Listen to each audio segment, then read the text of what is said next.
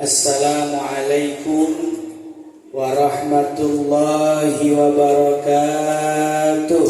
Waalaikumsalam warahmatullahi wabarakatuh. Alhamdulillahilladzi an'ama alaina bi ni'matil imani wal islam wa hadana bi sayyidi khairil anam sayyidina wa habibina wa syafi'ina wa maulana Muhammadin sayyidil mursalin wa ala alihi wa ashabihi ajma'in, amma ba'du. Faqala Allah ta'ala fil Qur'anil Karim, a'udzu billahi minasy syaithanir rajim. Bismillahirrahmanirrahim. Law anna ahlal qura amanu wattaqau la fatahna 'alaihim barakatim minas sama'i wal ardh. Shadaqallahul azim.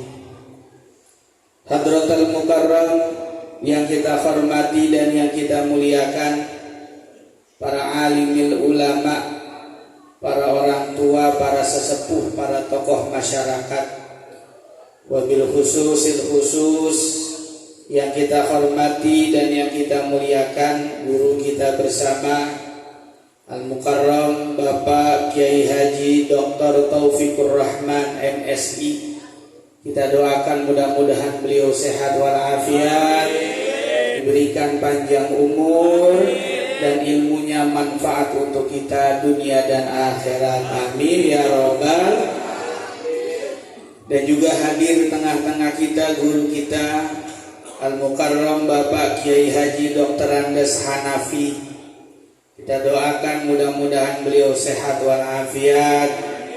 Dan juga hadir di tengah-tengah kita Bapak Kiai Haji Ahmad Putra Gunawan. Kita doakan mudah-mudahan beliau sehat walafiat. Juga hadir di tengah-tengah kita Kiai Haji Wardiyatullah Usman SAG. Kita doakan mudah-mudahan beliau sehat walafiat. Dan juga alhamdulillah hadir guru saya Al-Mukarram Kiai Haji Muhammad Minatur Rahman bin Al-Maghfurlah Abuya Kiai Haji Abdurrahman Nawi. Kita doakan mudah-mudahan beliau sehat walafiat, berikan panjang umur, berkah dunia dan akhirat. Dan juga guru saya, sahabat saya Al-Mukarram Al-Ustadz Abdurrahman Mukhtari. Kita doakan mudah-mudahan beliau sehat walafiat, istiqomah, mudah-mudahan mengajarkan kita ilmu-ilmu beliau yang dimiliki oleh beliau yang luar biasa. Mudah-mudahan manfaat untuk kita dunia dan akhirat. Amin ya robbal.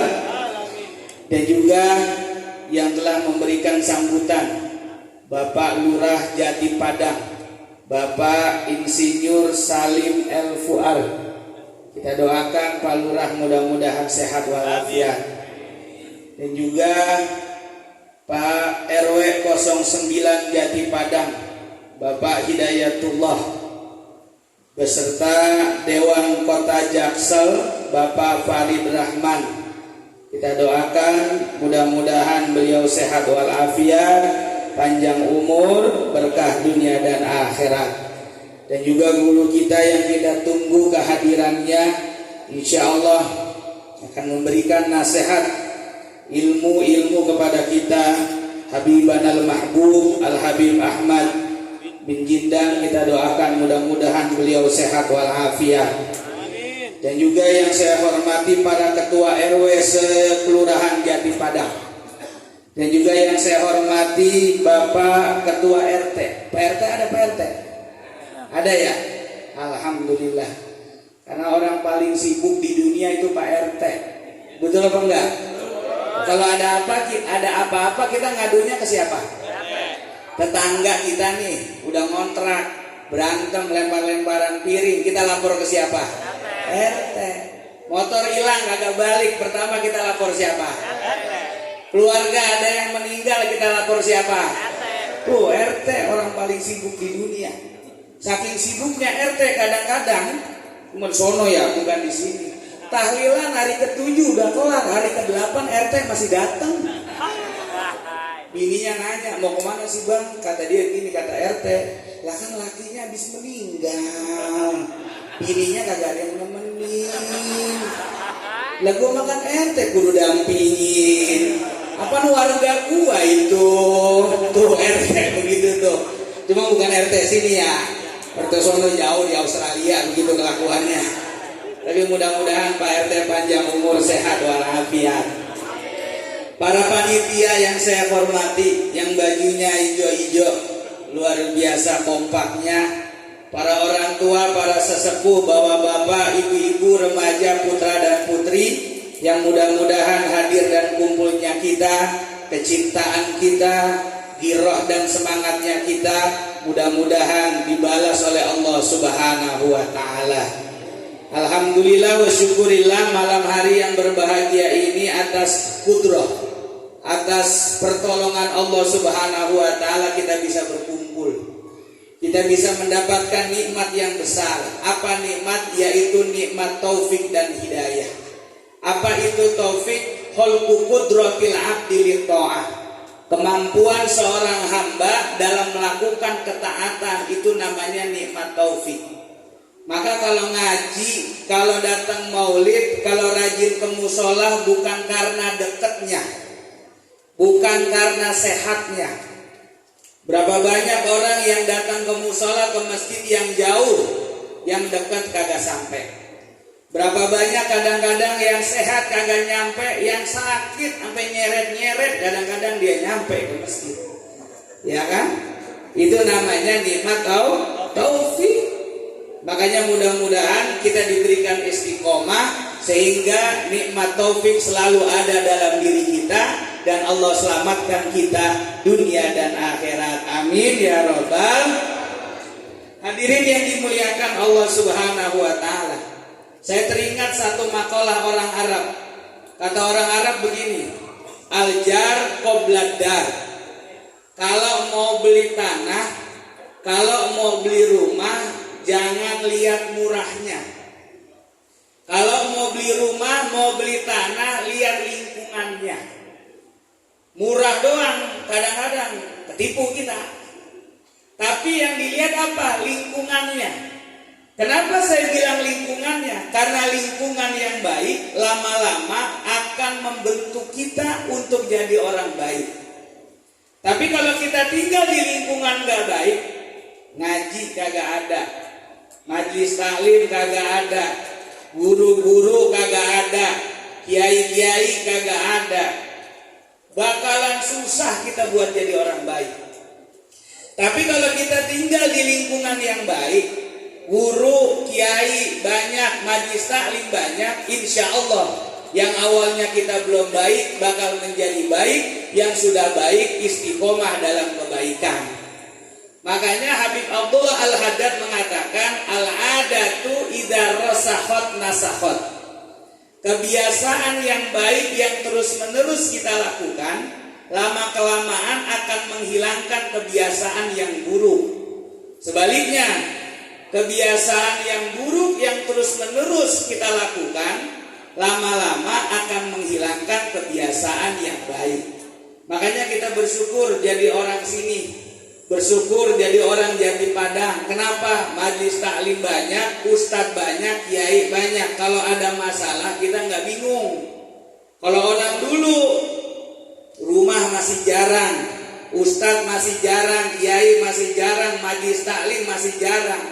Makanya kalau punya masalah bingung nanyanya sama siapa. Makanya kalau orang dulu namanya aneh-aneh, gampang-gampang, jangan kaget. Kenapa? Karena emang guru jarang, majelis taklim jarang. Contoh, orang dulu namanya kan gampang-gampang ya. Lahir hari Senin, namain anak Sanen. Lahir Senin, namain anak Sanen. Lahir hari Jumat, namain anak Mamat. Lahir hari Kamis, habis asar, namain anak Misal. Itu yang Betawi. Yang Jawa lahir hari Pon, Ponari, Poniran, Lahir hari wage, wagimin, wagino. Ya kan? Emang apa begitu? Karena guru jarang masih. Tapi sekarang kita beruntung. Kenapa? Guru ulama banyak sehingga permasalahan-permasalahan yang kita tidak tahu, insya Allah akan mendapatkan pengetahuan dari guru-guru kita. Amin ya robbal. Bapak Ibu yang dimuliakan Allah Subhanahu wa Ta'ala, maulid yang sudah kita lakukan pasti udah berkali-kali. Sekarang malam ini, malam minggu ini maulid. Malam minggu kemarin maulid. Besok minggu ada maulid. Malam minggu depan masih ada maulid. Emang apa kita datang maulid mulu? Kesini datang, kesono nyampe, kesono nyampe. Kita datang maulid dulu. Emang apa? Apa yang kita dapat? Apa yang kita peroleh dari orang sering datang maulid? Pertama, kata ulama, pertama yang didapat dari orang maulid apa? At-tafrih, rasa girang. Emang apa rasa girang? Girang dengan kelahiran Rasul, girang juga kumpul seperti ini. Karena kumpul yang kayak begini, ciri-ciri orang girang, orang bahagia, orang sehat. Alhamdulillah. Sehat semuanya Pak? Ya, saya perhatiin sehat semuanya. Apalagi ibu-ibu sehat semuanya saya lihat. Emang ibu-ibu kelihatan sehat kalau duduk Pak. Ketahuan penyakitnya entar kalau bangun dari tempat duduk dia. Ada yang bangun pangkat duluan, ada. Ada yang bangun habis bangun pegangan gitu ya kan. Tapi kalau duduk begini mah insya Allah kelihatannya sehat semuanya. Amin ya robbal. Makanya kalau datang maulid kayak begini, kalau orang bukan orang girang, orang bahagia, nggak mungkin bisa datang maulid. Ciri-ciri orang bahagia apa? Duduk pada betah. Satu sama lain duduk lama. Emang kenapa? Kita mah orang bahagia. Punya masalah mah di rumah. Sampai sini mah masalah lupa, kita nggak ingat. Ntar mah pulang, ya ada lagi masalah, kagak hilang-hilang gitu ya. Tapi setidaknya apa?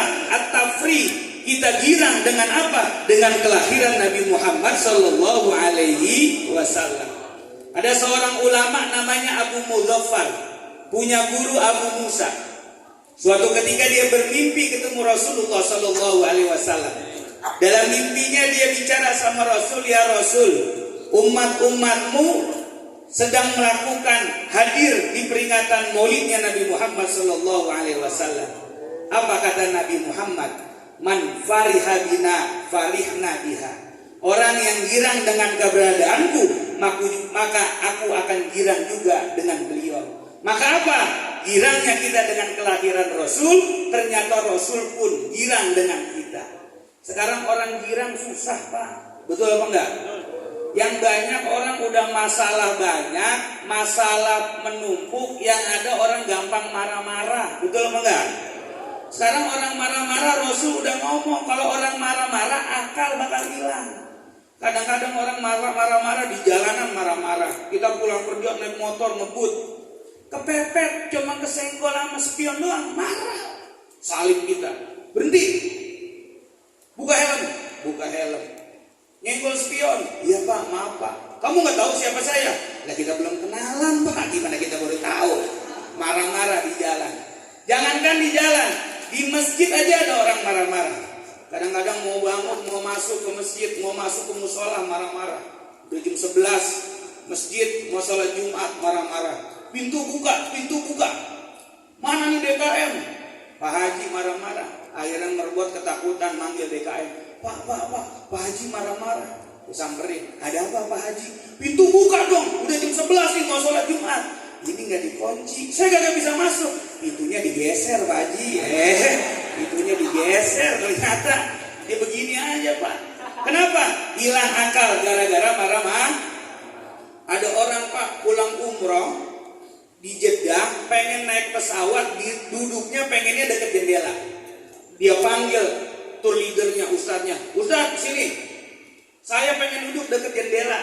Kata ustadznya, maaf Pak, boardingnya Bapak di sini, duduknya Bapak harusnya di sini, yang di pinggir jendela kagak mau pindah.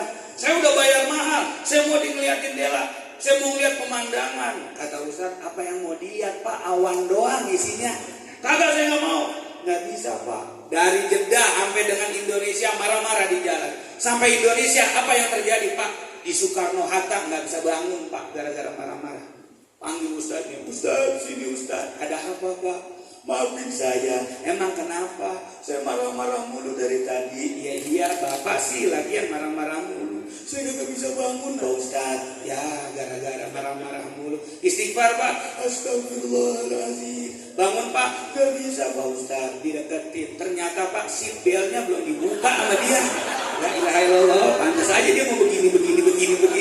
Buka dulu Pak. Iya kan dia diri ternyata. Makanya kata Rasul apa? Yassiru wala tu'assiru. Bikin mudah hidup orang.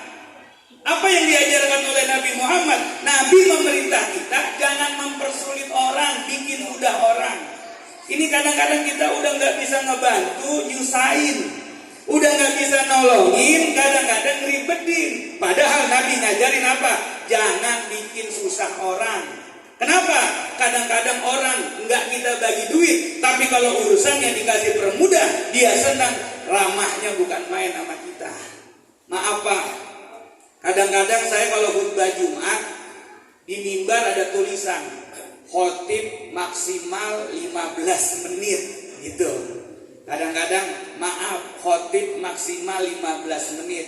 Lewat dari 15 menit nggak dikasih amplop, justru denda katanya gitu. Berarti kan banyak khutbah-khutbah khotib-khotib yang lebih dari 20 menit.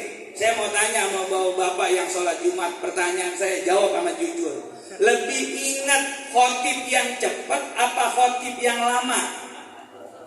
Lebih senang khotib yang cepat apa khotib yang lama? Ya mau jawab kagak enak ya. Mau jawab cepat ada kiai di depan, nggak dijawab ya kan, takut salah. Gue nyari aman, gue diem aja dah. Lah kadang-kadang khotib lama banget, khotib sampai 25 menit. Khutbah kedua dia sampaikan lagi tadi yang di khutbah pertama. Orang kan ada yang mau kerja. Makanya saya selalu bilang sama teman-teman saya, kalau jadi ustadz khutbah jangan lama-lama. Kenapa? Yang pertama, jamaah banyak, ada yang punya keperluan. Betul apa enggak? Ada yang mau kerja, ada yang mau dagang, ada yang mau narik, jangan lama-lama. Yang pertama. Yang kedua, mau cepet mau lama amplopnya sama. Emang apa? Lah DKM udah ngelem. Betul apa enggak? Lah iya, DKM udah ngelem, mau lama mau cepet standarnya sama. Kadang-kadang saking lamanya DKM sampai gugup. Lah sampai rumah kita lihat, lah kok tulisannya Bilal ini ya?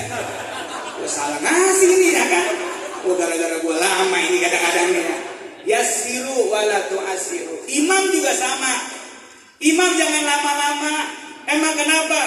Ketika Mu'adz bin Jabal jadi imam sholat, rakaat pertama dia baca Al-Baqarah. Apa kata Nabi?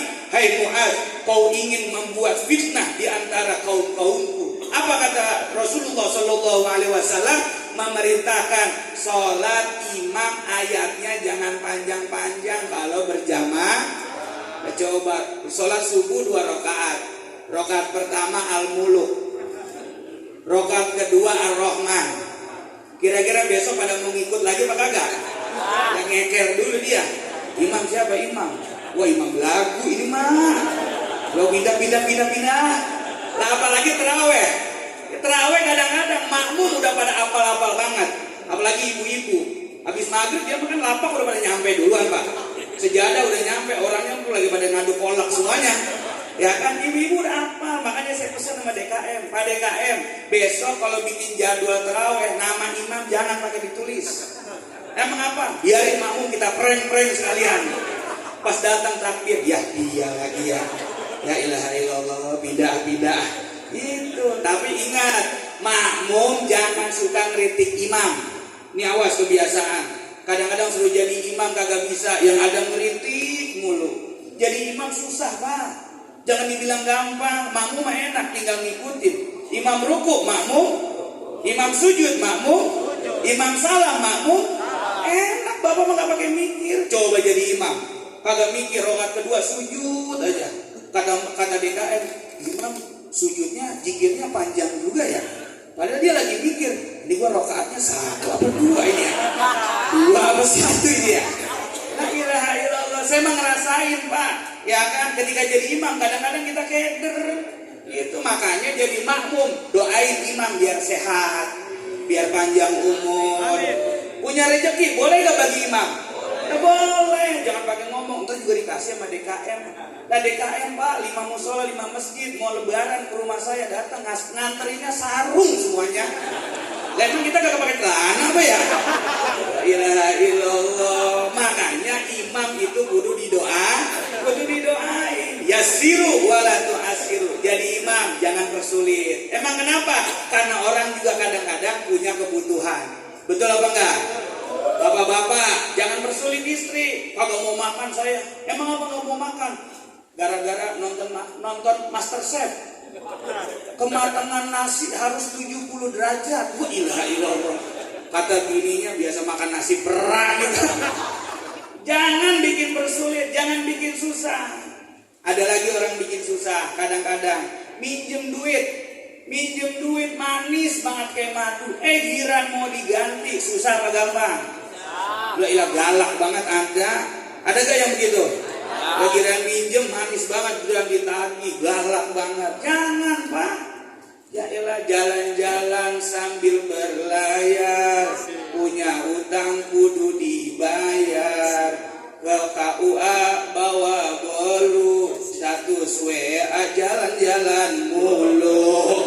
Ada orang sini yang begitu kelakuannya.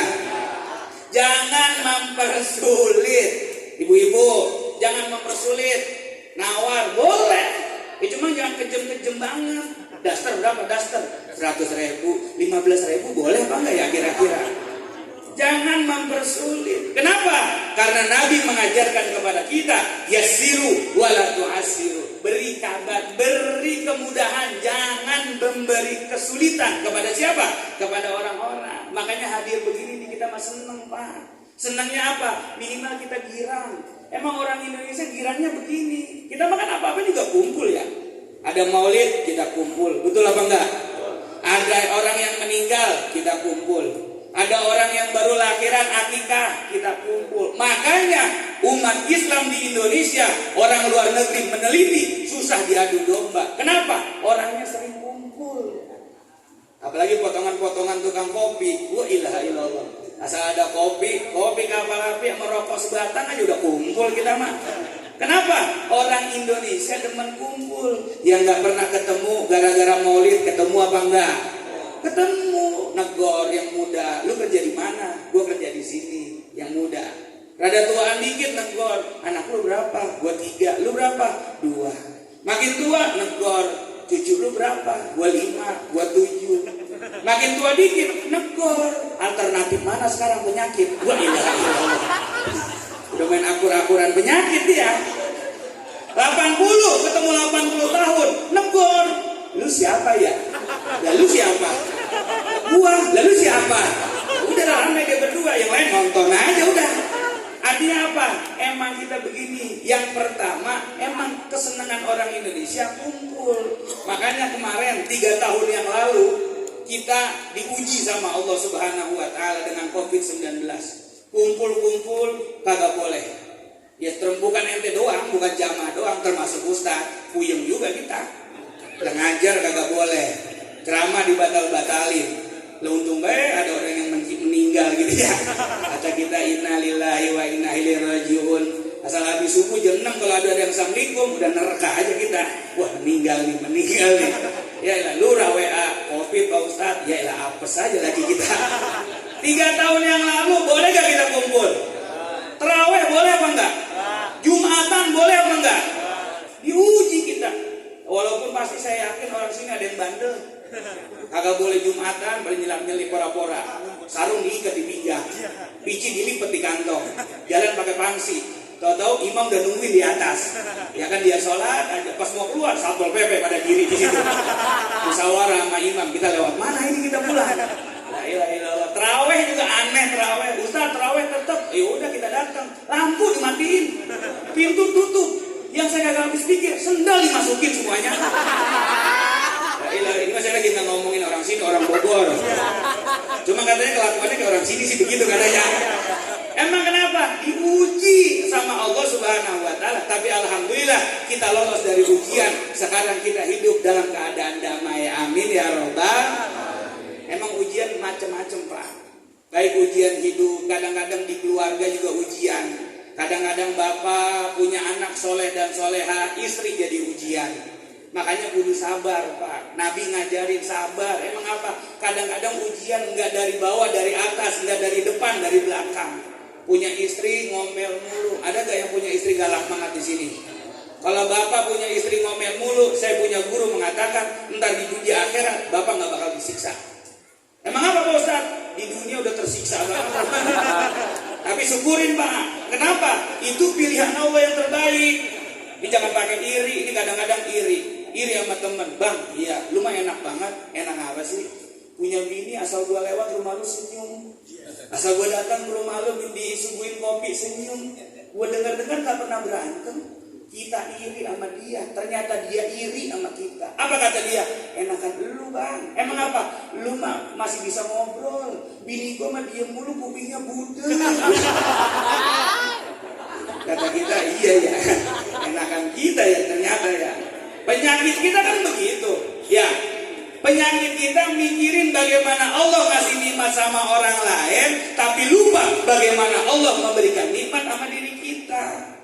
Makanya kita dikatakan kurang bersyukur. Kenapa kurang bersyukur? Lebih sibuk bagaimana memikirkan kenikmatan orang lain.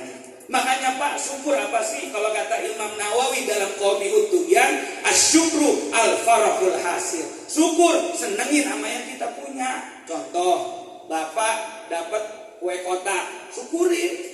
Kagak usah pengen lihat jeruk sama pisang yang ada di depan kiai. Ini udah masing-masing yang diutak-atik ini, ya kan? Lihat pisang kagak kesampean akhirnya. Udah nikmatin aja, nggak usah pakai punya orang. Lihat, wah itu pisang jauh juga kan? Syukurin sama yang kita punya. Al-farahul hasil, senangin sama yang kita punya. Ibu juga sama, punya suami nih. Kadang-kadang punya suami, maaf. Suami kadang-kadang pelit sama bini sendiri, baik sama bini orang. Misal, ada gak Bu suami yang begitu di sini? Ibu Pak, saya mau tanya.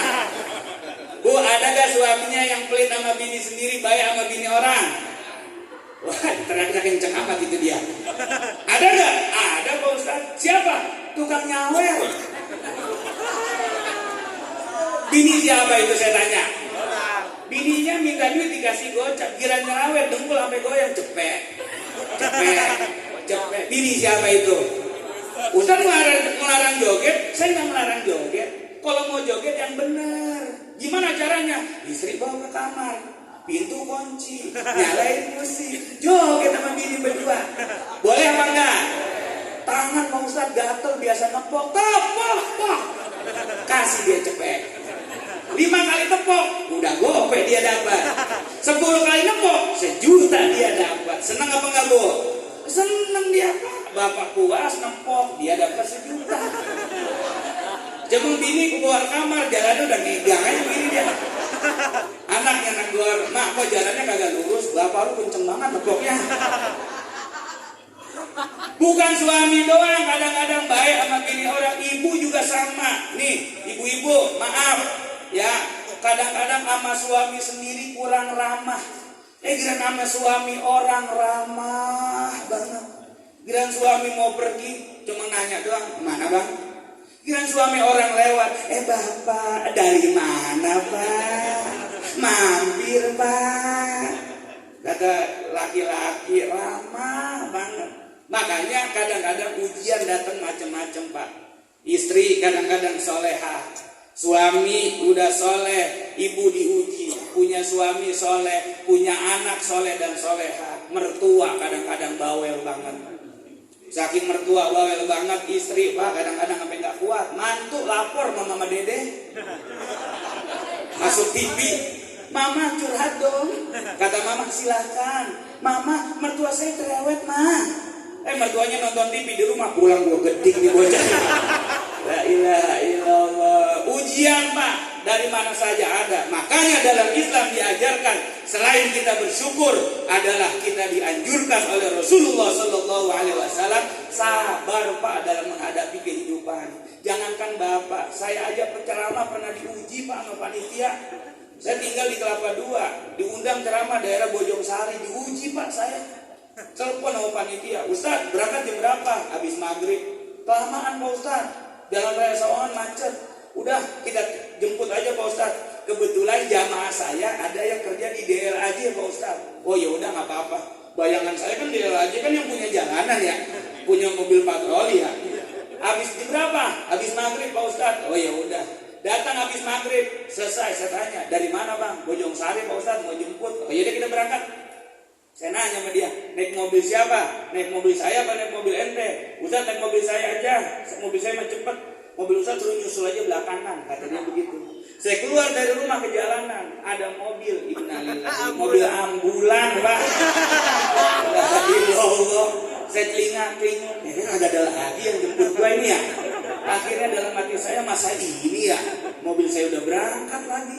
Ini kagak ditaikin, kagak ada lagi kendaraan. Dibuka Pak, Grand Max mobilnya, pintunya geser. Kata dia apa? Ustaz silakan naik. Ya Allah ya Rahman. Saya duduk di mobil, tasbih saya putar aja. Astagfirullah. Astagfirullah. Astagfirullah. Dalam hati saya baru kali ini gue naik mobil beginian. Ya Allah ya Rahman, nanya enggak. Sampai Margonda saya tanya Pak. Saya tanya begini, Bang, iya maaf ya, ada apa Pak Ustaz? Ngapa saya dijemput pakai mobil beginian? Jawaban dia enak banget. Begini Pak Ustaz, ini malam minggu Jalan Raya Sawangan macet Pak Ustaz. Ntar kalau emang kita macet, kita lawan arah Pak Ustaz. Aman kata dia. Tenang, tanggung jawab saya. Kata dia begitu. Lewat pesantren Awatin, pertigaan Tanah Baru sebelum rumah sakit Bakti Yuda, mobil stuck Pak, berhenti. Dia bilang, Ustaz izin ya, saya lawan arah. Oh iya silakan. Siremnya dinyalain Pak. Dia ambil kanan, dia lawan arah. 4 motor keluar dari Bakti Yuda, depan 2, belakang 2. Semua suruh minggir. Dalam hati saya, iya juga ya. Langsung cari ini kita. Gitu. Dalam hati saya, wah nyampe gitu. Nggak lama, nyampe Sawangan ada RSUD. Dalam hati saya, wah depan RSUD gitu. Motor udah malang aja 2 Pak. Mobil dari situ tahan sama dia. Bentar. Mobil saya tuh suruh masuk. Ayo masuk. La ilaha illallah. Dalam hati saya, wah masuk ini. Waduh masuk ini. Saya bilang, bang kita suruh masuk itu. Tenang Pak Ustaz, dibuka jendela. Tangannya langsung lurus gitu. Motor sempat bingung juga. Lurus, rumah sakit mana lurus? La ilallah, ada aja dah panitia. Akhirnya lurus dianterin sampai pertigaan Bojong Sari, belok kiri, motor masih nganterin. Hati saya mulai deg-degan. Bang itu masih nganterin kita, nggak apa-apa Pak Ustaz. Entar kalau dia nanya, tenang Pak Ustaz, itu urusan saya. Abang jawab apa? Saya bilang aja bahwa orang sakit Pak Ustaz. Cukup Pak, kata kita sehat banget begini di bawah orang sakit. Sampai masjid Pak, ambulan jamaah bangun semuanya. Saya kirain nyambut saya, takut semuanya ternyata. Pulang pakai tawarin lagi, manis banget. Ustaz, pulang kita antar apa kagak? Kagak ada. Kadang-kadang ujian, ya kan. Tapi alhamdulillah kalau sekarang saya bawa mobil sendiri aja udah. Emang dekat dari Kelapa 2, tinggal ngeloyor ke sini doang. Macet tadi di situ di pasar doang. Jadi nggak perlu jemput pakai ambulan udah. Ini artinya apa? Ujian. Makanya peringatan Maulid yang kita lakukan, pertama yang kita dapat at-tafrih, rasa senang. Makanya datang dalam keadaan senang, pulang dalam keadaan senang, dalam keadaan gembira. Minimal apa? Gembira dengan hadirnya di peringatan kelahiran Nabi Muhammad sallallahu alaihi wasallam. Makanya Pak, kalau kita dihitung-hitung, ya Allah mau Maulid masih repot, mau ngaji masih sibuk. Kapan kita kagak sibuknya? Kapan kita kagak repotnya? Betul apa enggak? Betul. Bocah kecil sibuk sama mainannya. Udah gedean dikit sibuk dengan tugas-tugasnya. Tuaan dikit sibuk sama cucunya. Kagak kelar-kelar Pak. Makanya bersyukur kita tinggal di satu kampung yang ada gurunya, yang ada panitianya, yang RT-nya, keluarganya, semuanya kompak sehingga bisa memperingati Maulidnya Nabi Muhammad sallallahu alaihi. Cuma pesan saya satu Pak, ada suatu hal yang penting yang perlu kita pikirin. Di MUI Depok, kebetulan saya salah satu pengurus MUI Depok. Suatu ketika dapat kunjungan dari MUI Semarang. Satu yang pelajaran yang penting saya ambil dari Ketua MUI Semarang. Apa? Kata beliau begini, banyak masjid, musola, organisasi yang dipikirin kegiatan mulu. Yang dipikirin penting bagaimana itu musola masjid aktif. Tapi satu yang dia lupakan, apa? Tidak ada seksi kesehatan di dalam organisasinya. Kadang-kadang musola, seksi takmir, seksi pendidikan, seksi ibadah, seksi peralatan, kagak ada seksi kesehatan. Ternyata kesehatan penting. Kita belajar 3 tahun yang lalu bagaimana guru-guru kita, ulama-ulama banyak yang meninggal dunia. Kenapa? Karena guru ketika mendapatkan sebuah ujian dan musibah, muruahnya tinggi, malu minta sama murid. Murid cocok banget, kagak punya pikiran, nyetel jadinya ya. Lah iya, makanya bikin seksi kesehatan. Siapa isinya? Nomor 1 dokter. Kalau ada ulama, ada guru, ada jamaah yang aktif, yang sakit, dokter utus. Nomor 1 seksi kesehatan dokter. Nomor 2 tukang urut, boleh masukin di situ, ya kan? Kalau misalnya ustadz main bola kesleo, tukang urut yang datang. Boleh dikerokin, tukang urut yang datang. Kenapa? Penting Pak. Kita lihat jamaah yang bisa sholat jamaah, biasanya di pojokan ada itu aki-aki. Biasanya di pojokan ada yang suka rajin banget di situ, udah 3 hari nggak kelihatan kemana, sakit kirim dokter. Sehat, musola masjid jadi penuh lagi. Imam kita udah 2 hari kagak kelihatan kemana ini, ya kan? Sakit Pak Ustadz, utus dokter. Dokter nyampe ke rumahnya nanya, Pak Ustadz, lagi Pak apa sakitnya? Pusing Pak. Pusing apa Pak Ustadz? Leasing minggu depan mau datang ini. Dokter laporan kagak ada obatnya, ibu madah. La ilaha illallah. Penting Pak kesehatan. Kenapa? Gara-gara kesehatan, apa yang kita inginkan, apa yang kita rencanakan bisa terlaksana. Kenapa? Perhatian. Makanya beberapa kali kuliah subuh saya hadir, itu ada pemeriksaan kesehatan dari kedokteran. Penyakit-penyakit diperiksa, minimal apa? Buat ngerem. Biar apa? Biar sehat walafiat. Kita jaga guru-guru kita, apalagi guru-guru ikro Pak, guru-guru alif-alifan yang ngajarin anak kita. Kita jaga itu guru-guru yang begitu. Kenapa? Minimal dia sudah menggugurkan kewajiban kita. Kewajiban apa? Kewajiban ngajarin Al-Quran. Kewajiban ngajarin Al-Quran, kewajiban orang tua. Karena orang tuanya sibuk nyari duit, anak dititipin ke guru ngaji. Guru ngaji sibuk ngurusin anak bapak ibu, akhirnya dia nggak sempet nyari duit. Paham maksudnya? Nah sekali lagi urusan begini kadang-kadang pura-pura budeg, kadang-kadang. Ya, bantuin jawab ya. Kewajiban ngajarin Al-Quran, kewajiban orang tua. Karena orang tua sibuk nyari duit, anak dititipin ke guru ngaji. Guru ngaji sibuk ngurusin anak bapak ibu, akhirnya nggak sempat nyari duit. Paham maksudnya? Bayaran.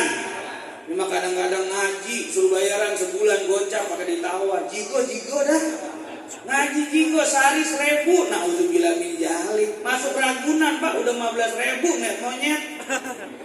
Nah ini ngaji ngeliat ustadz suruh 1.000. Padahal kalau anak kita soleh dan soleha, kalau dia bisa baca Quran, siapa yang senang? Kita Pak. Yang ngajarin anak bakti sama orang tua itu agama. Yang ngajarin anak hormat sama orang tua agama. Yang ngajarin anak nyari berkah sama orang tua agama. Makanya kalau anak pinter dalam yang lain-lain, jangan bangga dulu. Dia bisa sukses di dunia, tapi bisa jadi bikin sakit hati orang tua. Kebetulan saya punya tugas jadi bimbingan rohani di salah satu rumah sakit. Itu tiap hari Kamis saya doain, terus ngajarin tayamum orang-orang yang udah pada rebahan. Suatu ketika ada ibu-ibu ngomong begini sama saya, Pak Ustadz, terima kasih atas doanya dan ajarannya. Insya Allah ntar sore saya mau dijemput sama anak saya pulang. Mudah-mudahan kita bisa silaturahim lagi Pak Ustadz. Kata dia begitu. Oh iya Bu, hati-hati di jalan. Singkat cerita, Kamis depan saya datang lagi. Pas di ruang ICU, itu ibu yang awalnya pulang masuk ruang ICU Pak. Saya lihatin lah, ini ibu-ibu yang aturan pulang ini. Akhirnya saya panggil suster. Sus, sini dah. Ada apa Pak Ustadz? Ini bukan ibu-ibu yang aturannya minggu kemarin pulang ke rumah. Betul Pak Ustadz. Lah ngapa dia masuk ruang ICU? Jadi begini Pak Ustadz ceritanya. Nungguin ya? Ya bentar ya, saya minum dulu ya.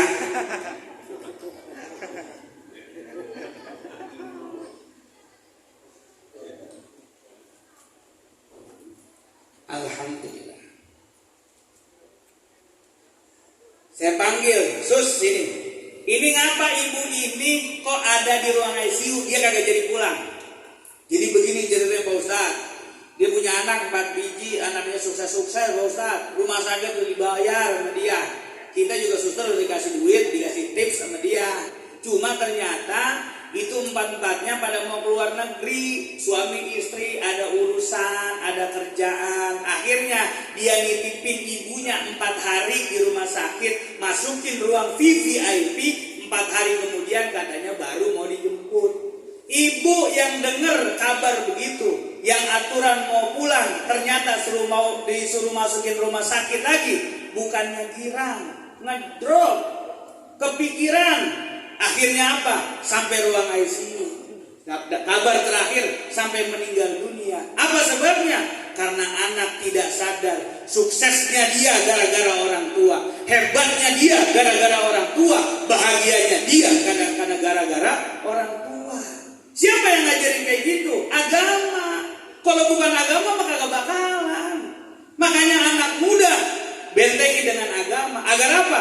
Ketika kita tua, jangan sampai itu anak bikin sakit hati kita. Orang tua kan luar biasa Pak. Kagak ada duanya saingannya. Jangankan rugi, jangankan untung. Kadang-kadang orang tua rugi aja udah seneng. Ada gak orang tua rugi seneng? Ada. Kapan? Malam takbiran? Emang kalau lebaran orang tua pada untung? Rugi. Lah kita kadang-kadang sore datang sama bini, gua rantang daging 3 potong, kentang sama sayur sama nasi. Kita bilang, "Mak, ini bini ini bikin rendang." "Oh iya taruh no, abang lu juga habis pada nganterin sama tetangga. Taruh di meja no, pada tumpukin biar banyak kalian." Udah, selesai sore pulang, kita buka di rumah. Habis buka di rumah, takbiran kita keliling habis sisa. Selesai takbiran kita ngomong sama bini kita, kemana lagi kita? Ke pasar udah semua dibelanjain. Ke rumah emak yuk, ayo. Orang tua ngelihat anak kagak nanya macem-macem. Dari mana lu? Habis takbiran mak. Nah udah pada makan belum? Daging banyak banget yang nganterin. Ya tadi sih buka pakai kue doang sih mak. Yaudah ajak makan-makan, anak lu tuh ajak makan cucu gua. Suami, istri, anak 3 makan. Sore bawa daging 3. Malam datang berlima. Mak rugi berapa? Nah, bantuin saya hitung ya. Mak rugi berapa? 2. Mak rugi 2. Besok pagi habis Idul Fitri langsung rumah emak. "Ma, maafin saya ma." "Oh iya, gue maafin. Dosa saya banyak banget." "Bukan dosa doang, utang juga banyak loh sama gua." Kata emak, "Lu belum bayar-bayar, lu jangan bahas begituan apa mak." Iya, yang penting lu pada rukun." "Udah pada makan belum?" "Dari masjid langsung ke sini mak, gak pakai pulang lagi." "Ya udah, sono ajak bini lu sama anak-anak lu, gue bikin tupas sayur di belakang. Makan lagi berlima, nagih 3 potong di 5 berlima makan lagi." Orang tua rugi berapa? 7. Siang orang tuanya emang yang tua dibantuin rapiin gelas, rapiin piring. Akhirnya apa? Dia nggak kemana-mana. Orang tua ngomong, udah sholat johor, udah ajak makan di dapur, makan lagi berlima. Orang tua rugi berapa? 12. Malam mau pulang, ya kata orang tua apa? Lu sholat dulu.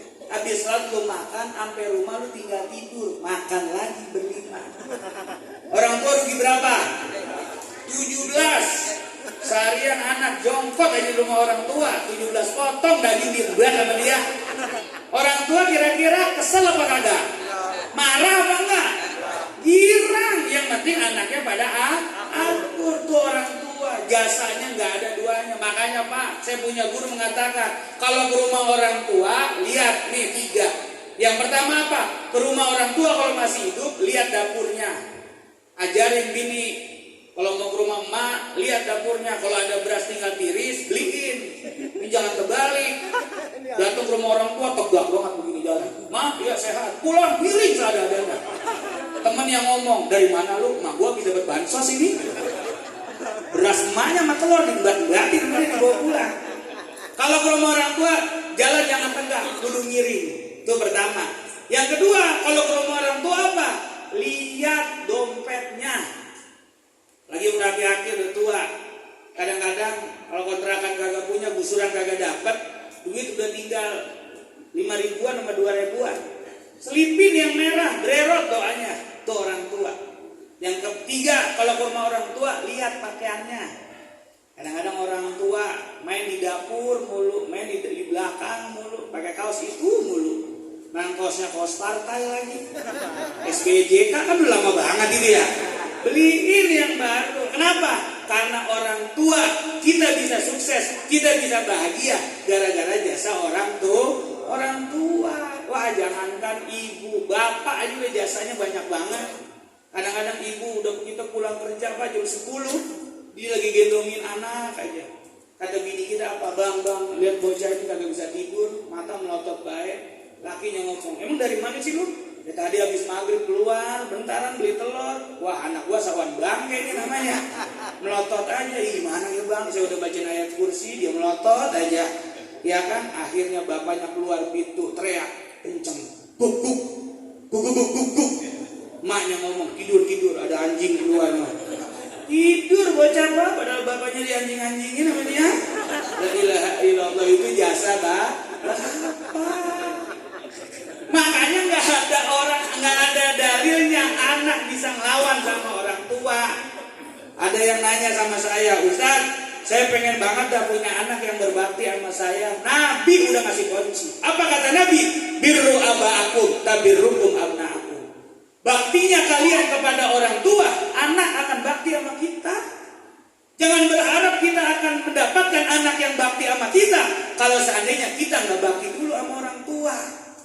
Makanya kewajiban menjaga nama baik orang tua bukan hanya ketika dia masih hidup. Dia udah meninggal dunia, anak tetap wajib menjaga nama baiknya. Minimal sama keluarga kudu akur. Dia sama keluarga kagak akur, ketemu buang muka, habis muka dibuang-buangin sama dia. Kudu akur, apalagi sama tetangga. Sama tetangga juga kudu akur. Emang apa sama tetangga kudu akur? Karena kalau ada masalah yang nolongin keluarga apa tetangga paling pertama. Kita punya saudara di Bogor, punya saudara di Bekasi. Kita keluarga ada yang meninggal, siapa yang pertama kali nolongin? Tetangga. Sama tetangga berantem mulu, dia kebakaran kita bantuin apa kagak? Bantuin, nyemplokin air. Teman kita ngomong, "Bang, lu bukannya gede banget sama dia?" Iya. Ya itu ngapa lu bantuin rumahnya lagi kebakaran? Kalau gua kagak siramin rumah gua nyamber gitu. Ya ilaha illallah. Tuh, artinya apa? Siapapun orangnya, baik keluarga ataupun tetangga, kita kudu akur. Kenapa bisa begitu? Nabi yang ngajarin, Nabi yang merintahin. Apalagi kita seorang anak. Kalau kita mau mendapatkan anak yang soleh kepada kita, maka kita juga kudu membuat kesolehan kepada orang tua kita. Yang terakhir, suksesnya Maulid ini bukan karena penceramahnya datang, Pak. Suksesnya Maulid ini bukan karena jamaahnya banyak. Suksesnya Maulid ini bukan karena makanannya berlimpah. Tapi suksesnya Maulid ini, setelah Maulid mudah-mudahan ada tahwil, ada perubahan dalam diri kita. Ada perubahan dalam lingkungan kita. Minimal apa? Nilai spiritual agama kita meningkat. Karena dalam kata Profesor Quraisy Shihab, umur itu ada 3. Ada umur secara biologis, ada umur secara psikologis, ada umur secara spiritual. Umurnya tua, belum tentu psikologisnya ikut tua. Berapa banyak umur 50 kelakuannya kayak bocah umur 10 tahun. Bangun subuh jam 8. Bocah SD itu mah ya. Udah gitu bukan nanyain sholat, yang ditanya apa? Nasi uduk masih ada apa kagak? La ilaha illallah. Kemana-mana, umur 50 tahun kemana-mana, baju dibuka aja telanjang aja. Kalau bajunya emang kulitnya mulus sih mendingan. Kita bocah SD. Yang ketiga ada umur spiritual Pak, yang ada dalam diri kita. Kadang-kadang kalau kita lagi naik, kita pengen banget berubah. Makanya kita bersyukur. Ada majelis taklim, ada majelis ilmu. Yang belum pernah ngaji, mudah-mudahan selesai maulid ikut ngaji. Cuma yang udah ngaji mulut yang pada lemes. Cuma kadang-kadang lemes banget mulutnya. Ada orang nggak pernah ngaji, tahu-tahu datang maulid pakai dikata. Tumben.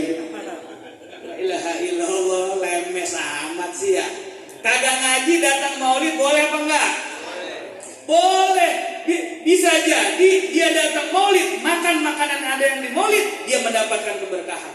Kenapa? Karena makanan yang ada di maulid itu penuh dengan keberkahan. Dalam kitab Ni'matul Kubra Alal Alam, makanan bekas maulid, makanan yang ada di maulid ini Pak, mengandung keberkahan. Bisa jadi orang dapat hidayah gara-gara makanan. Cuma kalau ngomong makanan, saya mah salut sama perempuan. Kalau bapak-bapak nih pulang dapat snack, ditinggal aja sama dia. Nah saya kalau ceramah depan ibu-ibu, wa ilaha illallah, kita ngomong tas dibuka sama dia Pak. Ada lontong dimasukin ke tas, ada pisang dimasukin ke tas. Dia lupa di tasnya ada rawi lagi mangap, keselip sama lontong, akhirnya rawi makan lontong. Ada Yasin lagi mangap, diselipin pisang, Yasin makan pisang. La ilaha illallah, tuh perempuan tuh Pak hebatnya. Kadang-kadang kagak pakai bawa tas, dia bela-belain buat selampe. Nah selampe kan buat telat ribet, sama bila kalau lagi ingusan ya. Ada pastel dimasukin aja selampe. Pulang maulid udah aja dikasih gini, tong, ya kan? Maulid tadi gua di Al-Arafah, ya ini risol buat lu. Dicobain sama anaknya, mak kok risol Al-Arafah asam-asam dikit ya kan? Ya kecampur berarti itu namanya. Hebatnya ibu-ibu Pak. Makanya ibu-ibu Pak walaupun kelihatan lemah, tapi ada beberapa hal yang hebat dia. Kita kalah Pak. Makanan kalah kita Pak sama dia. Yang kedua, soal ngurusin anak. Kalah Pak laki-laki mah. Bapak kuat nih, dititipin anak, kuat apa kagak? Lah kagak. Lah ibu-ibu mas harian sama anak, kuat dia mah. Contoh, kita ambil contoh. Suami istri punya anak 5 biji, kecil-kecil kayak batu baterai. Ya lakinya doyan, bininya resep ya. Meninggal lakinya, tinggal bininya. Pertanyaan saya, itu bocah perawat apa enggak? Bocah hidup apa kagak? Itu bocah sekolah apa kagak? Gede apa enggak? Hebatnya ibu-ibu. Kita balik. Suami istri punya anak kecil-kecil 5 biji kayak batu baterai. Yang meninggal bininya, tinggal bapaknya. Pertanyaan saya Pak, itu suami bisa gak ngurusin bocah? La ilaha illallah, kenceng banget ibu-ibu itu. Ada yang ngeletuk, paling kawin lagi. Itu mah gak usah diajarin Bu. Makanya laki-laki kan orangnya pendiam. Laki diem. Kalau perempuan kan ngomong mulu ya Pak. Makanya bahasa Arabnya beda. Kalau perempuan Hawa, Hawa.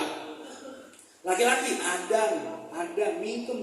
Laki-laki mah diem, kawin lagi. Ya ilaha illallah, diem, kawin lagi. Kalau perempuan, Hawa. Makanya kalau perempuan ngomong mulu, sehat Pak namanya. Tapi kalau kita punya bini, diem aja, bangun tidur. Sakit Pak namanya. Jangan dibawa ke puskesmas, makin marah. Bawa ke toko emas, wah teragak-ragak dia Pak langsung. Gitu. Kita nanya bapak-bapak, pertanyaan satu, jawabnya satu. Udah saya praktekin. Lewat rumah saya tanya, Bang dari mana Bang? Pak Ustadz, di rokok Pak Ustadz di depan. Selesai bapak-bapak. Ibu-ibu lewat, belum kita negor udah negor duluan dia. Pak Ustadz, dari mana Pak? Dari depan Pak Ustadz, biasa habis belanja beli telur, naik lagi Pak Ustadz, telur sekarang saya mah pusing banget dah. Belum lama minyak lagi Pak Ustadz naik. Saya mau bingung banget sama pemerintah Pak Ustadz, dan naik nggak turun, mana laki saya kagak kerja lagi Pak Ustadz. Saya mau bingung banget Pak Ustadz. Pak Ustadz mau kemana? Mau ke depan ya? Hati-hati Pak Ustadz, saya mau bingung tuh PLN, tadi digalin, tadi ditutup, tadi digalin, tadi ditutup. Belum lama Bang Udin jatuh di situ Pak Ustadz. Ngaji masih ngaji Pak Ustadz. Saya malah saya pengen buat ngaji Pak Ustadz, males banget. Kalau bukan karena anak saya pengen cerai, baik Pak Ustadz sama dia. Kita nanya apa, jawabnya sampai cerai-cerai. Tapi bukan ibu-ibu sini ya, ibu-ibu sono, ibu-ibu Depok. Cuma katanya udah pindah ke sini sih katanya orangnya. Ya Allah. Makanya at-tahwil kudu ada perubahan. Apa perubahan? Perubahan dalam diri kita. Yang gak pernah ngaji besok biar rajin ngaji. Amin ya robbal. Ikut ngaji Pak, kagak ada salahnya orang ngaji mah. Walaupun ngajinya model kayak kita jider, ngaji sambil nyender, ada pahalanya gak? Ada. Ini bagi dua ke tembok itu. Kata tembok gua keberatan ini. Kata Rasul, la antal dua fata'allama baban minal ilmi khairun min antusalliya mi'ata raka'atin. Duduk ngaji majlis ilmu perumpamannya lebih baik mendengarkan satu bab penjelasan tentang ilmu agama lebih baik daripada sholat sunnah 100 rakaat. Itu pahalanya, Pak. Makanya yang belum pernah ngaji ikut ngaji. Gurunya megang kitab, bawa kitab kita. Teman ngebet, buka kita. Teman tutup kita. Nanya halaman berapa? Yang gaya-gayaan doang lo main ya kadang. Nggak apa-apa. Yang namanya ngaji mah nggak pernah salah. Ini kadang-kadang ada orang yang usil, lalu mengaji doang percuma, berubah mah kagak. Terutama ibu-ibu, mohon maaf, Bu, kalau ngaji izin gak sama suami? Nah, 4 orang yang jawab. Emang kagak pernah izin ya? Ibu kalau ngaji nih berangkat maulid izin gak sama suami? Wah izin, cakep itu namanya Pak. Ini kadang-kadang mentang-mentang udah CS banget sama suaminya, ngaji tiap minggu 4 kali. La ilaha illallah, kadang-kadang ngaji gak pakai pamit sama suami. Padahal tanggung jawab istri ada di suami. Izin Bu sama suami. Misalnya kita mau maulid di Al-Arafah, ngomong sama suami, Bang, saya mau berangkat maulid nih di Al-Arafah. Bagi duit apa buat amal? Kata lakinya nih bawa 10.000. Ngomong, terima kasih Abang. Mudah-mudahan rezeki yang Abang berikan akan saya sedekahkan. Nantinya mudah-mudahan akan mendatangkan keberkahan buat kita, buat keluarga kita, buat anak keturunan kita. Cium tangan Bang, cium tangan. Emak. Dadah Abang. Kira-kira bini Bapak begitu apa enggak Pak? Nah, bini Ustadz aja juga kadang-kadang kagak. Berangkat aja kadang-kadang begitu. Udah gitu yang bingung mah kadang-kadang mau berangkat ngaji pakai berantem. Bang, mau berangkat Bang aja. Kata lakinya, iya. Jangan lupa pakaian angkatin ntar lipetin. Kata lakinya, lu mau ngaji doang nyuruh paling pantes kan lu. Ininya dengar, lu kata apa? Lu ya kagak jadi berantem, kagak jadi ngaji Pak. Berantem doang. Makanya maulid dikatakan sukses. At-tahwil, kudu ada perubahan. Ngaji yang gak pernah ngaji Pak. Kenapa? Karena kita bersyukur tinggal di Indonesia. Kenapa? Kita bisa mendapatkan ketenangan. Saudara-saudara kita di Palestina sedang berjuang mendapatkan ketenangan, sedang berjuang mendapatkan kemerdekaan. Allah memberikan anugerah kepada kita kemerdekaan, ketenangan. Tinggal kita yang merawat. Yang gak pernah sholat ke masjid jamaah, biar rajin Pak. Rajin Pak, biar sholat jamaah ke masjid. Emang kenapa? Pahalanya besar. Yang belum akur sama bininya, mudah-mudahan biar pada akur. Kenapa? Perubahan yang hakiki dari peringatan maulid bukan karena jamaahnya banyak, tapi perubahan yang hakiki di maulidnya Nabi Muhammad SAW adalah karena apa? Karena setelah maulid ada perubahan. Minimal apa? Kita datang karena rasa cinta. Di Islam Pak, cinta sama Nabi Muhammad kagak ada ruginya. Ada cerita. Suatu ketika ada pendeta, orang Yahudi. Dia gedeg banget sama Nabi Muhammad. Orang Yahudi kan gedeg sama Nabi Muhammad. Cuma dia bingung. Gedeg sama Nabi Muhammad, tapi asal buka kitab Taurat, lembaran pertama dibuka ada tulisan pujian tentang Nabi Muhammad. Dirobek sama dia, tutup. Besok dia buka lagi. Dibuka lagi ada pujian sama Nabi Muhammad, dirobek lagi, tutup. Sampai 7 hari baca Taurat, ada pujian tentang Nabi Muhammad. 7 lembar dia sobek, tipis-tipis tuh kitab. Dia bingung, kata dia begini, ini Nabi Muhammad dipuji di kitab Taurat. Tapi ngapa Nabi Muhammad dipuji di kitab Taurat, tapi ngapa kita pada benci nih orang-orang Yahudi. Akhirnya kagak lama ada pertemuan. Pertemuan apa? Pertemuan pendeta. Udah sampai mana Habib? Benar lagi? Iya. Saya itu udah sampai sejam lebih nih kita ya. Iya, ada Pokari sih itu ya. Katanya biar ion saya naik, katanya gitu. Ya. Akhirnya ngumpul sama pendeta. Apa katanya? Begini. Tak. Gue mau nanya tak, gitu. Saya nggak pakai bahasa Arabnya ya Pak. Takut Bapak nggak tahu artinya. Yang kedua saya kagak hafal tulisannya. Udah pakai begini aja ya. Tak. Ngapa? Saya bebas ketemu sama Muhammad. Emang apa? Saya mah bingung. Kita benci sama Muhammad, tapi namanya dipuji di Taurat. Apa kata pendeta yang lain? Lu jangan ketemu sama Muhammad. Emang apa? Ntar lu kesirep. Lu lihat mukanya yang ganteng, entah lu cinta. Lu dengar suaranya yang merdu, entah lu pengen ketemu terus. Jangan ketemu. Selesai pulang, ini yang namanya pendeta rada bader ya, rada bandel. Akhirnya dia berangkat ke Madinah, Pak. Berangkat ke Madinah, sampai di Madinah ketemu Salman Al-Farisi. Pas ketemu Salman Al-Farisi, mukanya ganteng kayak Nabi Muhammad. Wa wajhuka munawwar. Apa kata dia? Ini Muhammad. Kata Salman Al-Farisi, bukan. Saya bukan Muhammad, saya Salman Al-Farisi. Emang apa? Saya mau masuk Islam. Kalau disebut Nabi Muhammad udah meninggal, ini orang kagak jadi kabur. Akhirnya apa? Dibawa ke Sayyidina Ali karramallahu wajhah. Alhamdulillah, ahlan wa sahlan. Habib sudah hadir. Saya terusin apa bosan ya? Terusin ya dikit lagi ya. Akhirnya ketemu Sayyidina Ali. Kata Sayyidina Ali, engkau mau masuk Islam?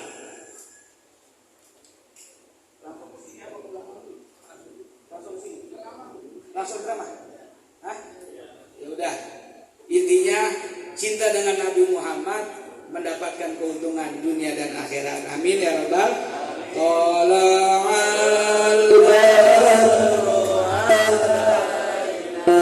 Min saniyatil wala wajib syukur alaina mad'an illah idza Muhammad idza ja'al ma'u batalat tayamum. Kalau memang guru kita yang kita tunggu-tunggu sudah hadir, maka saya sebagai tayamum cukup sampai di sini. Terima kasih. Mohon maaf atas segala kekurangan. Wallahu muwaffiq ila aqwamit thoriq. Wassalamualaikum warahmatullahi wabarakatuh.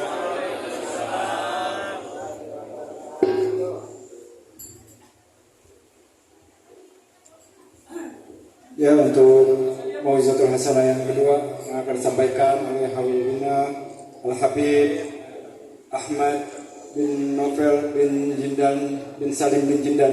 Kepada Habib Ahmad bin Novel bin Salim bin Jindan, waktu dan tempat kami persilakan. Sallallahu Muhammad.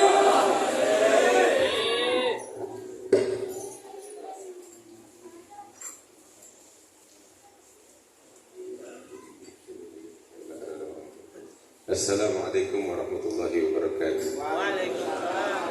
Alhamdulillah wassalatu wassalamu ala Rasulillah wa ala alihi wa sahbihi wa man wala amma ba'du. Alhamdulillah. Para habaib, para kiai, para asatidzah, hadirin wal hadirat yang dimuliakan Allah Subhanahu wa taala. Saya enggak panjang lebar. Ini udah mau jam 11. Sebentar lagi. Intinya adalah kita hadir Maulid. Kita pengen pulang bawa sesuatu. Kita nggak pengen peringatan Maulid hanya sekedar rutinitas tiap tahun, tapi kita mau bawa Nabi Muhammad ke rumah kita. Pernah satu kali Nabi Sallallahu Alaihi Wasallam duduk dengan orang-orang Ansar semacam ini, khusus mereka. Nabi bilang kepada mereka, "Amat tardun ya ma'syarul Ansar an yarji'an nasu ila buyutihim bisyati wal ba'iri wa tarji'una antum ila buyutikum bi Rasulillahi tahmilu." Nabi bilang, wahai orang-orang Ansar, tidakkah kalian puas tatkala semua orang pulang ke rumah mereka masing-masing dengan membawa dunia, katakan itu binatang ternak, katakan itu emas dan perak, apapun yang mereka bawa, mereka pulang bawa dunia, tetapi kalian pulang ke rumah kalian dengan membawa Rasulullah SAW. Terus Nabi bilang, sungguh yang kalian mau pulang jauh lebih agung dari apa yang mereka bawa pulang. Hadirin yang dimuliakan Allah, kita di sini duduk, kita hadir dari tadi lepas Isya mungkin atau sebelum lepas Maghrib, kita duduk di sini. Saya yakin semua orang yang datang kemari yang dia cari adalah Nabi Muhammad SAW. Karena kita semua cinta kepada beliau. Terlepas tingkatan cinta masing-masing di dalam hatinya. Tetapi benih itu ada dalam hati kita. Kita datang kemari dorongan cinta. Percaya majelis maulid, majelisnya Nabi Muhammad SAW. Kita datang kemari, kita percaya di majelisnya Nabi Muhammad turun berkah. Kita percaya, kita datang kemari, kita percaya Nabi hadir di sini. Sekalipun kita nggak lihat, ambil kabar bapak-bapak, ibu-ibu. Kita tadi baca sholawat, kita tadi ucapin salam untuk Nabi Muhammad SAW. Kita mungkin nggak merasakan, kita nggak mendengar, tapi ambil kabar gembira bapak-bapak, ibu-ibu. Salam kita direspon oleh Nabi Muhammad SAW. Kita tadi bilang, ya Nabi salam alaika, ya Rasul salam alaika, ya Habib salam alaika, salawatullahi alaika. Itu kan kita mengucapin salam kepada Nabi, nggak bertepuk sebelah tangan. Dalam hadis yang sahih yang diriwayatkan oleh Imam Abi Dawud fi Sunanihi dari sahabat Abi Hurairah radhiyallahu taala anhu wa arda, Nabi sallallahu alaihi wasallam mengatakan, "Ma min musallimin yusallimu alayya illa raddallahu alayya ruhi hatta arudda alaihi salam." Tidak ada seorang pun dari umatku yang mengucapkan salamnya kepadaku, melainkan Allah mengembalikan kepadaku ruhku agar aku menjawab salam orang tersebut, kata Nabi Muhammad SAW. Maka itu dimanapun kita berada, dimanapun kita berada, di setiap masa kita kalau sholat tasyahud, yang kita baca apa? Assalamualaikum. Apa yang kita baca? Assalamualaikum. Assalamu alaihi atau assalamu alaika? Assalamu alaika, engkau. Kalau engkau berarti ada. Kalau beliau ya nggak ada, jauh. Tapi ketika kita sholat, di setiap kita sholat, dimanapun kita berada, kapanpun kita hidup, kita tetap diajarin waktu sholat baca assalamu alaika, engkau. Beliau ada. Makanya Allah Ta'ala bilang, wa'alamu anna fikum Rasulullah. Ketahuilah, di tengah-tengah kalian ada Rasulullah SAW, dan beliau menjawab, merespon setiap salam kita. Karena itu, ini kegembiraan bakal kita sekalian. Saya kasih contoh, bapak-bapak, ibu-ibu. Saya tinggal di Bogor, jauh. Ustaz Abdurrahman, tiap ada orang pergi ke Bogor, pesan, kamu mampir ke rumahnya Habib Ahmad ke Hautat sana. Habib kan lagi bangun pondok di sana. Bilang, Abdurrahman kirim salam sama Habib. Ini orang datang ke tempat saya di pesantren. Bilang, Habib, saya datang dari tempat Ustaz Abdurrahman. Ustaz Abdurrahman kirim salam. Mungkin sekali dia menyampaikan salam, saya nggak ngeh. Mungkin saat pertama kali nggak ngeh. Besok ada orang lagi ke Bogor, Ustaz sampaikan lagi, ketemuin Habib kirim salam. Kedua kali, hari berikutnya orang yang lain lagi datang bilang sama saya, Habib, Ustaz Abdurrahman kirim salam. Saat itu yang kedua kali dia berhasil mencuri perhatian saya.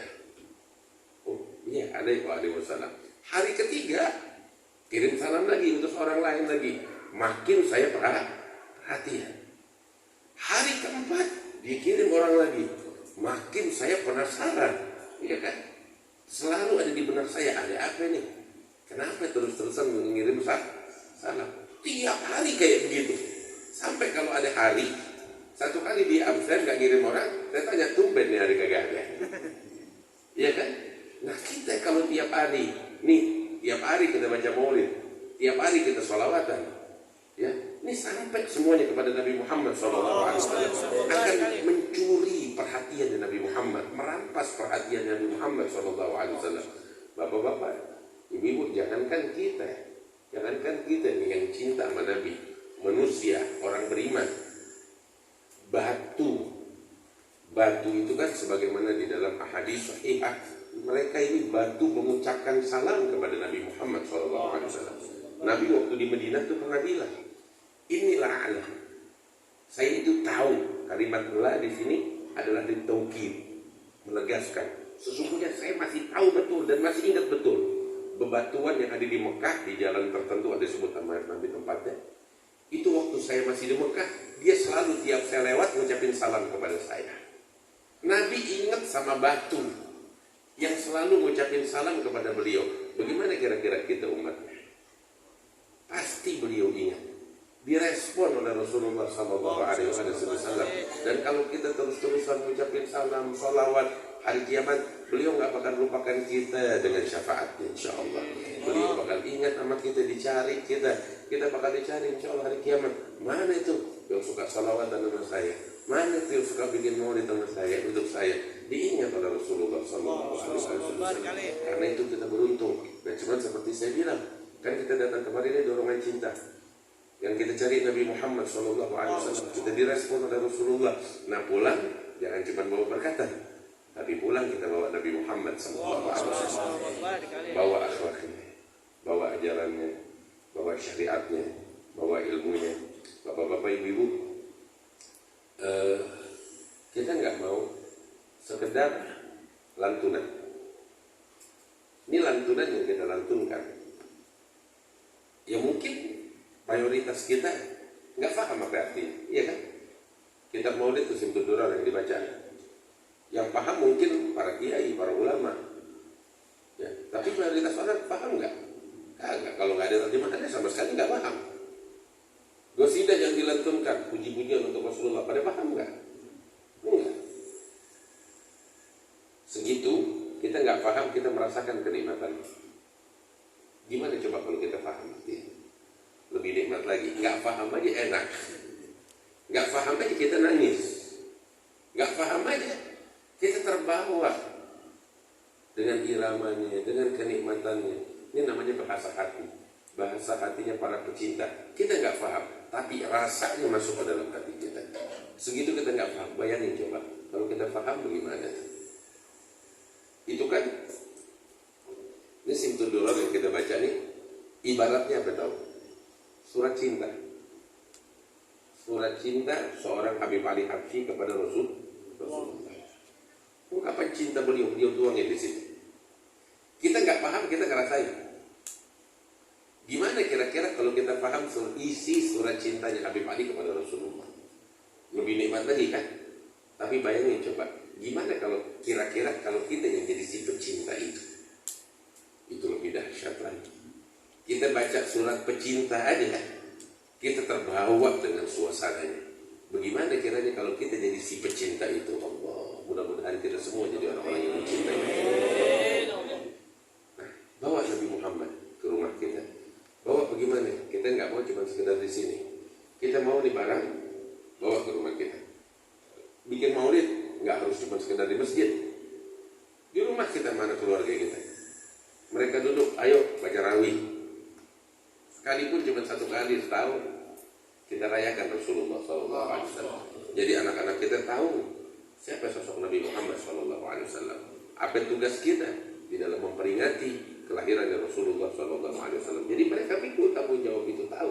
Oh, tiap tahun minimal kita sekeluarga duduk baca rawih. Nggak harus Simtud Durar, mau Barzanji kah, mau Syaraf Al-Anam kah, mau apapun yang mau kita baca. Ya, silakan. Nggak harus yang kita perawi. Ya, sejarah hidupnya Nabi yang pakai bahasa Indonesia, baca sama anak-anak kita. Jadi mereka kenal kepada Rasulullah SAW.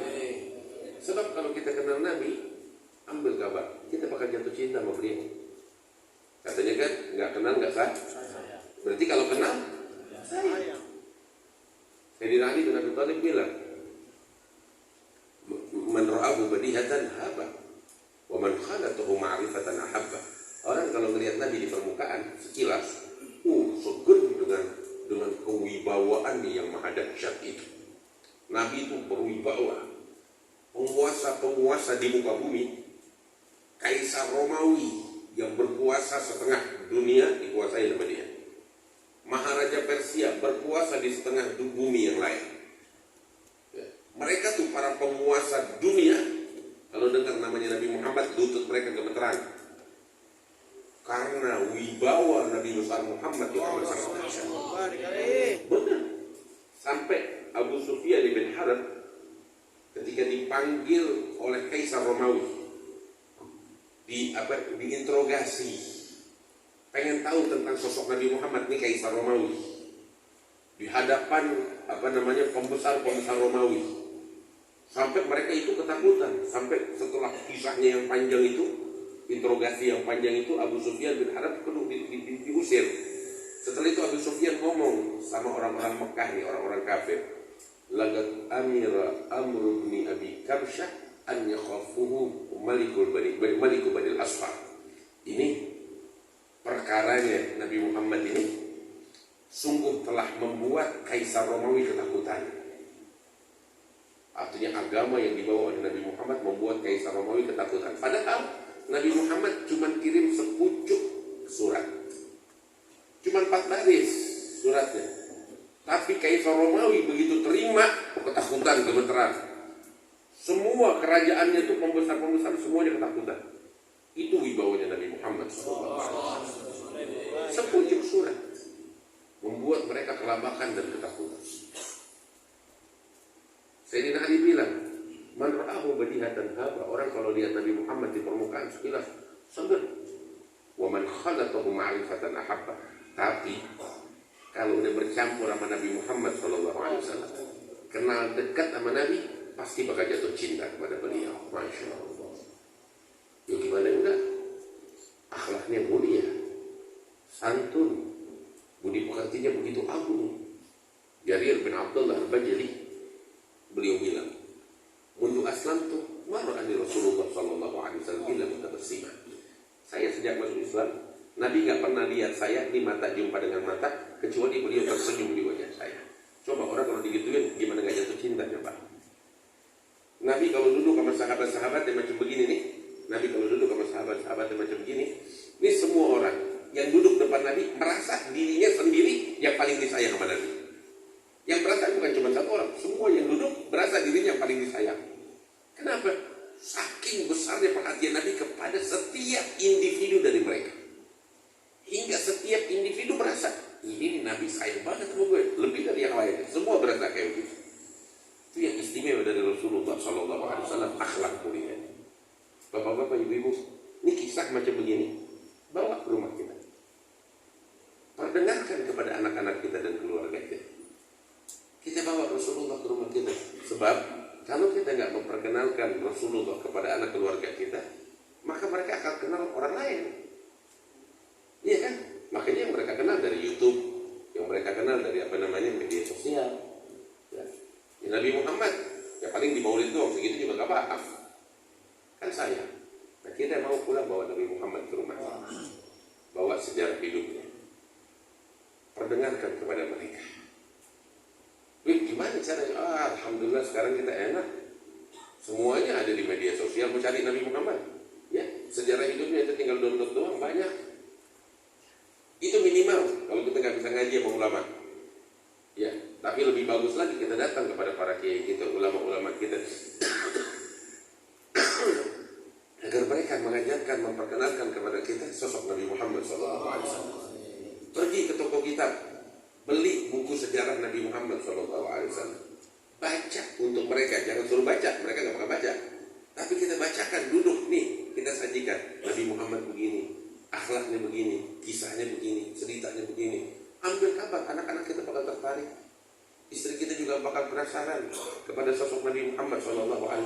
Mereka bakal minta lagi sama kita, Mbak, ceritain lagi dong tentang Nabi Muhammad. Umi, ceritain lagi dong tentang Nabi Muhammad. Ini kebahagiaan dalam rumah tangga. Ini kebahagiaan yang dicari oleh banyak orang di dalam rumah tangga. Kita hadirkan Rasulullah dalam rumah tangga kita. Itu satu.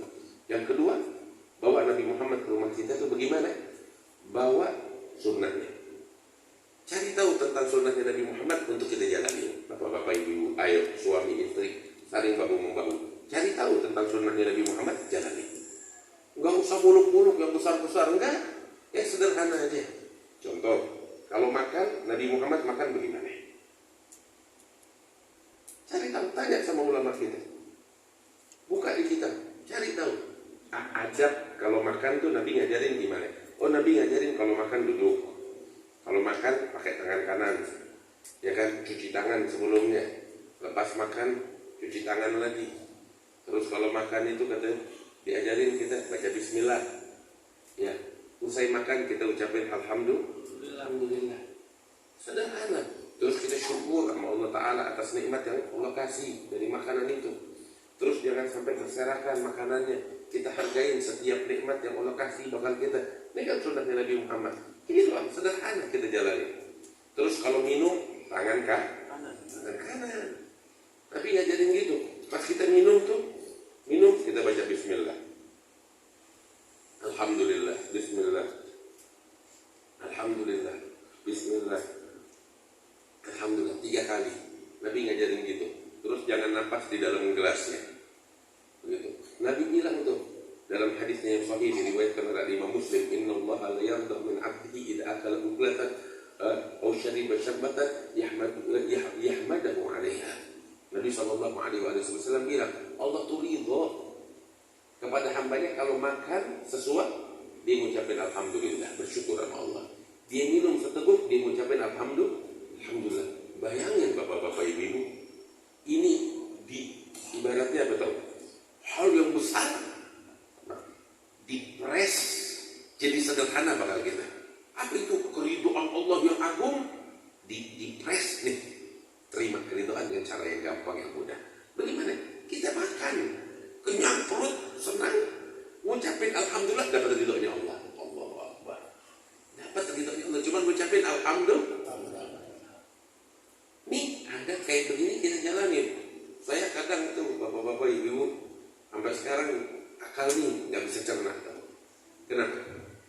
Maaf nih, sekedar cerita. Tapi ini yang kita saksikan. Kita hadir maulid, maulid. Semua hadir menikmati, khusyuk. Kadang waktu asyraqal tuh, waktu mahalul qiyam pada nangis.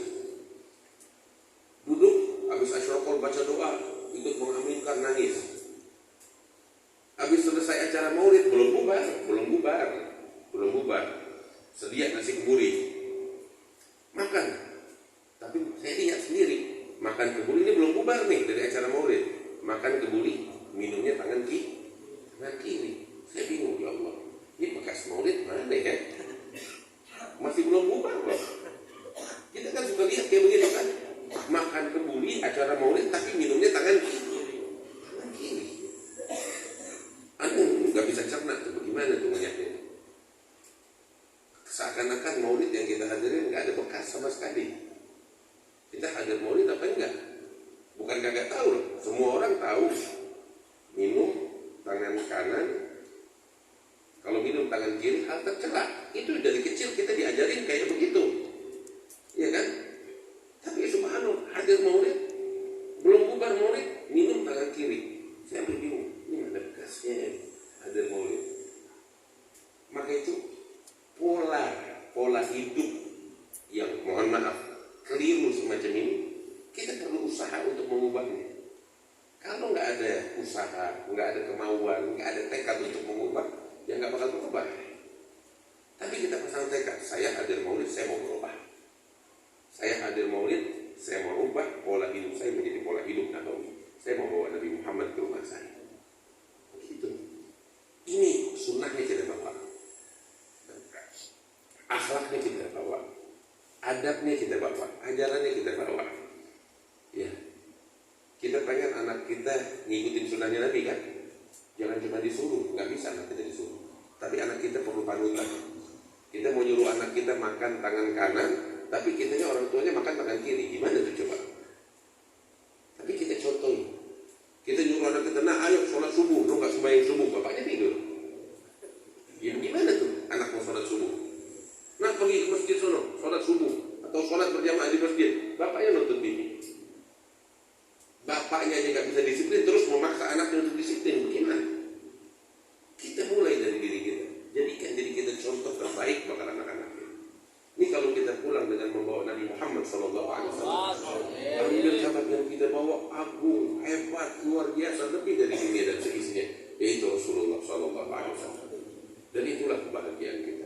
Dan itulah bekas maulid yang kita hadiri, berbekas, bermanfaat, nggak cuma sekedar rutinitas. Ibaratnya itu nggak cuma sekedar seperti air sungai yang mengalir di atas batu begitu aja lewat, agak. Tetapi menumbuhkan tumbuhan-tumbuhan yang hijau di dalam hati kita. Itu yang kita mau. Ini dari peringatan Maulid yang kita hadiri, insya Allah kita pulang dengan tekad semacam ini. Bapak-bapak, ibu-ibu, lebih jam 11 lebih. Wa khairul kalam ma qalla wadah. Sedikit apa yang saya sampaikan, tapi jalani. Insya Allah kita dapat manfaat besar. Sebelumnya kita dengar dari penceramah sebelum saya, jalani nasihat-nasihat beliau, nasihat-nasihat para ulama kita, jalani dengan sebaik-baiknya sehingga kita beruntung dunia dan akhirat. Ambil kabar, insya Allah kita pulang dari sini dosa-dosa diampuni. Segala harapan kita diijabah oleh Allah. Dan semua doa-doa kita dikabul oleh Allah Ta'ala. Kalau kita sekarang di sini memperingati Maulid Nabi Muhammad SAW, mudah-mudahan satu waktu kita dimuliakan oleh Allah, bisa ziarah makamnya Nabi. Dalam keadaan sehat dan afiat, dan hari kiamat kita dikumpulkan bersama Rasulullah SAW, masuk surga bersama Nabi Muhammad SAW. Kita dan keluarga kita, suami istri saling bahu-membahu untuk menjadikan rumah tangganya sebagai rumah tangga yang bertakwa kepada Allah Ta'ala. Ya Rabbal Alamin. Sekali lagi saya ucapkan terima kasih kepada hadirin sekalian, khususnya kepada para kiai, para ulama, para tokoh masyarakat. Mudah-mudahan diberikan keberkahan oleh Allah Ta'ala, diberikan sehat dan panjang umur oleh Allah Ta'ala. Ya Rabbal Alamin. Allahumma ja'al jamanah ada zaman marhumah, tafarruqana min ba'dihi tafarruqan ma'sumah, wa la taj'al fina wa la minna wa la ma'ana syaqiyyan wa la mahrumah, birahmatika ya arhamar rahimin, wujudika ajlul ajudi. Sallallahu alaihi sayyidina Muhammad wa ala alihi wa sahbihi wasallam. Alhamdulillahi rabbil alamin. Lebih kurangnya mohon maaf. Assalamualaikum warahmatullahi wabarakatuh.